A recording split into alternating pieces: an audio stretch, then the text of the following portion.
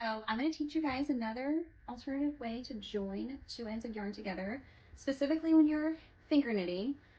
This big bulky yarn is perfect for melting together because it's actually made of usually polyester or acrylic. This is polyester yarn.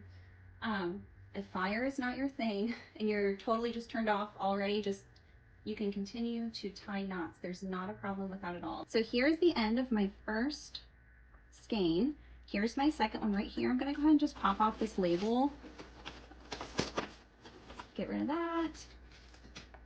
Get the end of this one ready. So I have two ends right here, and I've always taught in my other videos, just tie these together, hide them in your project. There's still nothing wrong with that at all. This is just another method you can try. See if you like it. I'm going to take this one, let it catch, and blow it out. And then quickly stick it together. And I'm pushing hard and holding. I'm not going to try to pull it right away in case it's still hot and not all the way stuck. I'm going to show you guys, this is where it's joined.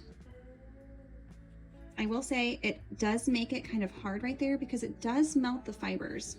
So in your blanket, you won't see the join, but you might feel like kind of a hard little piece inside of here, but it worked great.